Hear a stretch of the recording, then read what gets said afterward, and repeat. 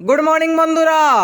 আজকের সকালে বরাক উপত্যকা থেকে আসা কয়েকটি গুরুত্বপূর্ণ খবর হলো, পশ্চিমবঙ্গের বিধানসভায় উত্তপ্ত পরিস্থিতি, বিধ্বস্তি রণক্ষেত্রে পরিণত।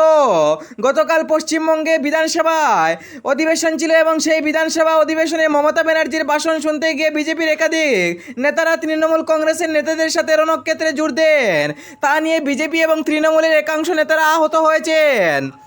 ইতিমধ্যে জানা গিয়েছে যে বিধানসভায় যখন পশ্চিমবঙ্গের মুখ্যমন্ত্রী মমতা ব্যানার্জি তিনি মন্তব্য রাখছেন, তখন মমতা ব্যানার্জির বিরুদ্ধে বিজেপির একাংশ নেতারা উত্তপ্ত হয়ে যায়। তারপরে মমতা ব্যানার্জি জানান যে মোদি চোর, বিজেপি চোর, অমিত শাহ চোরদনিতে মুখরিত হয়ে উঠেন।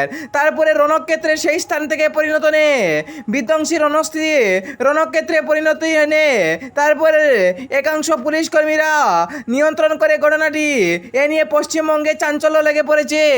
বিশেষ করে বিজেপির সভাপতি জেপি নাড্ডা এই ঘটনার তীব্র নিন্দা জানিয়েছেন। তিনি শুভেন্দু অধিকারীর কাছ থেকে এই কথার বার্তা চেয়েছেন এবং পশ্চিমবঙ্গের মুখ্যমন্ত্রীর কাছ থেকেও শান্তি দেখার জন্য জোরালো আবেদন জানিয়েছেন।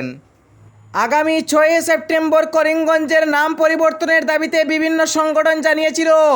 তা নিয়ে এবার মুখ খুললেন উত্তর করিমগঞ্জের প্রাক্তন কংগ্রেস বিধায়ক কমলাক্ষ দেপুরকেস্ত। তিনি গতকাল সাংবাদিকদের সাথে কথা বলতে গিয়ে তিনি জানান, বাটায়ার নাম পরিবর্তন হয়ে মোল্লাগঞ্জ হয়েছে এবং আসিমগঞ্জ নতুন নাম হয়েছে, কিন্তু কোনো মানুষও প্রতিবাদ জানান না। এমনই বিতর্কিত মন্তব্য ফের উস্কে দিয়েছেন উত্তর করিমগঞ্জের প্রাক্তন কংগ্রেস বিধায়ক কমলাক্ষ দেপুরকেস্ত।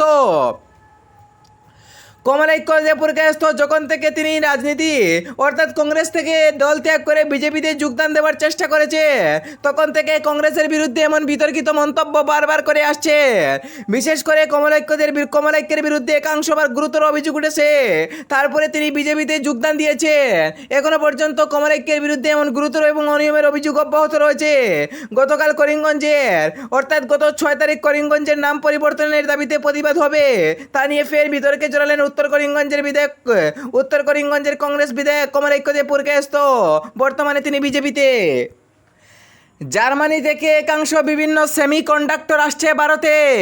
ঘোষণা জার্মানি এবং ভারতের বিদেশমন্ত্রী এবং জার্মানির অনেক মন্ত্রীরা গতকাল একটি বিভিন্ন বৈঠক করেন এবং বিভিন্ন দিক দিয়ে সেমিকন্ডাক্টর প্রকল্পের বিরুদ্ধে বিভিন্ন দাবি দাবা উত্থাপন করেন।